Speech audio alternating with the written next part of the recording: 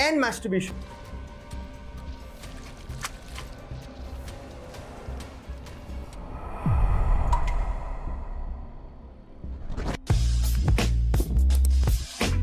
आज के टाइम पे हमारी सोसाइटी के लिए ये दोनों ही चीज एक नया ड्रग बन चुके हैं। ये दो शब्द आज के यूथ के लिए बिल्कुल भी नए नहीं रहे। Addiction is probably more common than we think. This condition can significantly impact your life and the lives of those around you. आजकल शायद ही कोई होगा जो इनके बारे में नहीं जानता हो, और इसका प्रूफ ये डेटा बताता है। 87% यंग मेन और 31% यंग वुमेन हर हफ्ते कम से कम एक बार पॉर्न देखते हैं, और दुनिया में हर सेकंड लगभग 28,000 लोग गूगल पर पॉर्न सर्च करते हैं। यानी पूरी इंटरनेट पर जितनी सर्चेस होती है उनमें से 25% सर्च सिर्फ पोर्नोग्राफी से रिलेटेड है। ये नंबर क्लियरली दिखाते हैं कि आज के यूथ के अंदर पॉर्न और मास्टरबेशन को लेकर कितनी क्यूरियोसिटी भरी पड़ी है। It used to be that teens weren't exposed to pornography until around the ages of 13 and 14. In very recent years, it's getting younger and younger, even as young as the ages of 8 and 9. लेकिन problem यह है कि इस topic पर घर में, school में या सोसाइटी में खुलकर बात नहीं होती है। पेरेंट्स और टीचर्स इसे शर्म वाली बात समझकर इग्नोर कर देते हैं, और इसी कारण से इसका रिजल्ट ये होता है कि बच्चे इसका जवाब पाने के लिए सोशल मीडिया और दोस्तों का सहारा लेते हैं, जहां से पॉर्न का एक्सीडेंटली और मिस इंफॉर्मेशनल तरीके से एक्सपोजर आज के यूथ को होता है। और समस्या यहां होती है कि एक बार पॉर्न देख लिया तो नेचुरली अगला स्टेप मास्टरबेशन बन जाता है। धीरे धीरे जो शुरू में सिर्फ एक क्यूरियोसिटी थी वो हैबिट बन जाती है, और यही हैबिट एक दिन एडिक्शन। अगला डेटा और भी चौंकाने वाला है। पॉर्नहब जो कि एक वेबसाइट है, सिर्फ यहां पर ही हर रोज 80 मिलियन से ज्यादा लोग साइट विजिट करते हैं, और आज इंडिया भी यूएस, रशिया और ब्राजील के साथ साथ टॉप कंट्रीज में शामिल हो गया है जहां सबसे ज्यादा पॉर्न कंज्यूम किया जाता है। अब एज अ टीचर, मेंटर या फिर आपके बड़े भाई की तरह ये मेरा एक फर्ज बनता है कि मैं सिर्फ एकेडमिक्स की बात ना करूं, बल्कि इन टॉपिक्स पर भी आपसे खुलकर बात करूं। आपको सही रास्ता दिखाना भी मेरी ही जिम्मेदारी है। मुझे पता है आपने जैसे ही थंबनेल देखा होगा तुरंत क्लिक किया होगा, और ये क्यूरियोसिटी की वजह से ही हुआ कि इस टॉपिक पर क्या चर्चा होगी शायद आप और जानना चाहते हैं, या फिर यह भी हो सकता है कि आप या आपका कोई दोस्त इस एडिक्शन के लूप में फंसा हुआ होगा। वजह जो भी हो, आज का यह वीडियो इसी ऑब्जेक्टिव से बनाया गया है कि इन मुद्दों पर भी खुलकर बात होना चाहिए, क्योंकि बात नहीं हो रही है तभी हम गलत डायरेक्शन में जा रहे हैं। क्या देख रहे हो तुम? सोच लघु शंका के ही स्थान तो है। कौन सी बहुत बड़ी बात है? उन्हीं से पैदा हुए हो, उसी द्वार से पैदा हुए हो, और उसी में देखकर विकार युक्त होकर फिर वही मरना चाहते हो। पर बहुत दुखद और बहुत धिक्कार वाली हालत तब होती है जब एक जवान आदमी जो जिंदगी में कोई ढंग का काम नहीं कर रहा, वो दिन में 5 बार बैठ के पॉर्न देख रहा है, क्योंकि उसके पास कुछ है ही नहीं। क्यों नहीं है? क्योंकि जिंदगी की वो कोई चुनौती उठाना नहीं चाहता।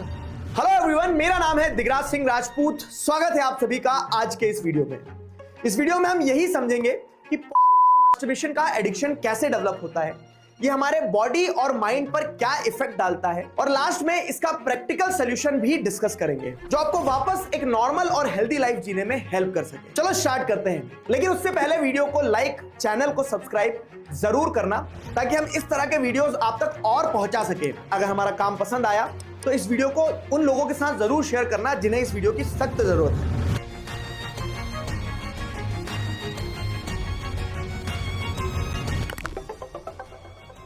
देखो, ये सब प्यूबर्टी से स्टार्ट होता है। जब बॉडी में हार्मोन्स तेज हो जाते हैं तो नेचुरली कई चेंजेस दिखने लगते हैं।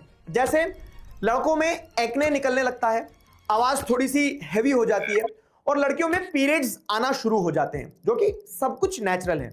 प्यूबर्टी के बाद बच्चे एडोलेसेंस फेज में एंटर कर जाते हैं। इस वक्त उनकी बॉडी और माइंड दोनों में ही नए नए एक्सपीरियंसेस शुरू हो जाते हैं। हार्मोनल चेंजेस की वजह से सेक्सुअल डिजायर्स नेचुरली फील होना शुरू हो जाती है, दिमाग में नए थॉट्स आते हैं, और किसी के लिए अट्रैक्शन डेवलप होना, ये सब कुछ नॉर्मल और नेचुरल है। इस फेज में एडोलेसेंट अपनी बॉडी को एक्सप्लोर करना चाहते हैं, ऑपोजिट जेंडर को लेकर सवाल उठते हैं, और रिलेशनशिप या सेक्सुअलिटी के बारे में क्यूरियोसिटी बढ़ जाना बहुत स्वाभाविक हो जाता है। ये सब एकदम नॉर्मल और नेचुरल प्रोसेस है जो हर एडोलेसेंट के डेवलपमेंट का एक पार्ट होती है। लेकिन प्रॉब्लम यह है कि आजकल बच्चों में प्यूबर्टी पहले से ज्यादा जल्दी आ रही है। मतलब आज के किड्स पहले के मुताबिक बहुत अर्ली मैच्योर हो जा रहे हैं। तो आपके दिमाग में ये सवाल आया होगा कि ऐसा क्यों? 21st सेंचुरी में प्यूबर्टी की एज पिछली जनरेशन के कंपैरिजन में काफी नीचे आ गई है। अगर हिस्ट्री देखी जाए तो पहले 19th सेंचुरी के टाइम पर लड़कियों का पहला पीरियड यानी मेनार्च आमतौर पर 15 साल की एज में आता था। लड़कों में भी प्यूबर्टी के साइंस जैसे वॉइस चेंज लगभग 17 साल में दिखाई देते थे। ये 19th सेंचुरी की बात बता रहा हूं। लेकिन आज के टाइम में ये एज काफी नीचे आ गई है। अब लड़कियों में पीरियड्स और प्यूबर्टी 8 से 13 साल के बीच में ही शुरू हो जाती है और लड़कों में भी ये प्रोसेस 9 से 14 साल के बीच में ही स्टार्ट हो जाती है। इसके ऊपर से सोशल मीडिया और इंटरनेट ने बच्चों को और भी जल्दी सेक्सुअलाइज्ड कंटेंट के कांटेक्ट में ला दिया है। पेरेंट्स भी अपनी बिजी लाइफ में अक्सर फोन बच्चों के हाथ में दे देते हैं, जहां कोई प्रॉपर एज वेरिफिकेशन नहीं होता है और बस वहीं से एक 12 साल का बच्चा भी इजीली 18+ कंटेंट को एक्सेस कर लेता है, जिसका रिजल्ट ये होता है कि क्यूरियोसिटी के चलते बच्चे एक ऐसे वर्ल्ड में घुस जाते हैं जहां से बाहर निकलना मुश्किल हो जाता है और जो वर्ल्ड शायद उनके लिए इस समय पे सही भी नहीं है। अब यह भी समझना जरूरी है कि प्यूबर्टी पहले की जनरेशन में भी आती थी, लेकिन तब छोटी एज में शादी कर दी जाती थी और तब सोशल मीडिया या इंटरनेट जैसी चीजें एग्जिस्ट ही नहीं करती थी और इसी वजह से उस वक्त और मास्टरबेशन की एडिक्शन उतनी कॉमन नहीं थी जितनी की आज है। अब हमने ये तो समझ लिया कि प्यूबर्टी के बाद नेचुरली हर बच्चे के अंदर सेक्सुअल क्यूरियोसिटी आ जाती है। अब सवाल यह है कि आखिर ये क्यूरियोसिटी और मास्टरबेशन के एडिक्शन में कैसे बदल जाती है। देखो, हमारे ब्रेन में एक केमिकल होता है जिसे हम डोपामिन कहते हैं। ये हमारे रिवॉर्ड सिस्टम को कंट्रोल करता है। ये एक ऐसा केमिकल है जो हमें मोटिवेशन देता है, अच्छी भी और बुरी भी।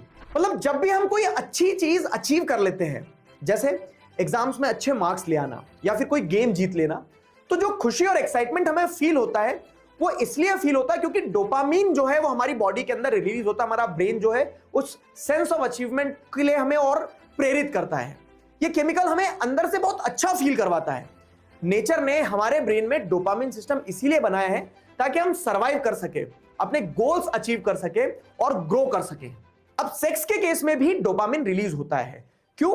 क्योंकि नेचर चाहता है कि इंसान आगे ब्रीड करे और अपनी जनरेशन को कंटिन्यू करे। तो जब भी सेक्सुअल एक्टिविटीज या सेक्सुअल इंटरकोर्स होते हैं तो डोपामिन रिलीज होना नेचुरल है। यहां तक तो आपको सब ठीक लग रहा होगा, पर प्रॉब्लम तब होती है जब बात की आती है। जब एक व्यक्ति सेक्सुअलाइज्ड कंटेंट देखता है तो ब्रेन को फर्क नहीं समझ में आता कि ये रियल सेक्स है या फिर स्क्रीन के सामने कंटेंट देखने के बाद किया गया मास्टरबेशन। हर बार जब हम पॉर्न देखते हैं तब ब्रेन वैसे ही डोपामिन रिलीज करता है जैसे एक्चुअल सेक्स करते समय रिलीज होता है। इसका नतीजा यह होता है कि धीरे धीरे हमारा दिमाग डोपामिन का आदी हो जाता है। मास्टरबेशन एक क्विक रिलीफ लगने लगता है और धीरे धीरे हमारे डेली रूटीन का हिस्सा बन जाता है। तो जब भी हम स्ट्रेस, लोनलीनेस या बोर्डम फील करते हैं तब पॉर्न एक इजी एस्केप मैकेनिज्म बन जाता है। और जब ये साइकिल बार बार रिपीट होती रहती है तो धीरे धीरे एडिक्शन इतनी स्ट्रांग हो जाती है कि इंसान अपने आसपास के लोगों से दूर रहना शुरू कर देता है। उसे अकेला रहना ज्यादा पसंद आने लगता है, सिर्फ इसलिए ताकि वो बार बार मास्टरबेट कर सके और वो डोपामिन स्पाइक ले सके। अब इससे प्रॉब्लम यह होती है कि जब हम बार बार पॉर्न देखते हैं या मास्टरबेशन करते हैं तो ब्रेन में डोपामिन का ओवरलोड हो जाता है। इसके चलते हमारे डोपामिन रिसेप्टर्स धीरे धीरे वीक होने लगते हैं। फिर नॉर्मल चीजें जैसे खाना खाना, वॉक पर जाना या फैमिली के साथ टाइम स्पेंड करना, उनसे वो सेम डोपामिन रिलीज नहीं होता क्योंकि अब व्यक्ति को सिंपल चीजों में मजा ही नहीं आता।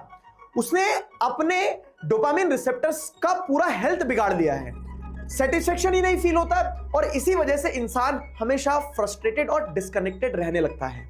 अब कई लोग बोलते हैं कि मास्टरबेशन के पॉजिटिव इंपैक्ट्स भी होते हैं। अगर आप गूगल पे सर्च करोगे तो वहां आपको इसके बहुत सारे फायदे गिना दिए जाएंगे, लेकिन यह समझने की जरूरत है कि किसी भी चीज का एडिक्शन, वो चाहे अच्छी ही चीज क्यों ना हो, एडिक्शन किसी भी चीज का हमेशा बुरा ही होता है, चाहे वो खाना खाना हो या फोन चलाना हो या फिर मास्टरबेशन। एक स्टडी में यह पाया गया है कि जो लोग होते हैं उनके ब्रेन के रिएक्शन बिल्कुल वैसे ही होते हैं जैसे अल्कोहलिक या ड्रग एडिक्ट्स के होते हैं। यह भी एक तरह का नशा ही है। कैम्ब्रिज यूनिवर्सिटी के द्वारा किए गए एक रिसर्च में 19 लोगों के ब्रेन की एक्टिविटी को कंपेयर किया गया उन लोगों से जो कंपल्सिव यूजर्स नहीं थे, मतलब जो एडिक्टेड नहीं थे। एमआरआई स्कैन्स में यह देखा गया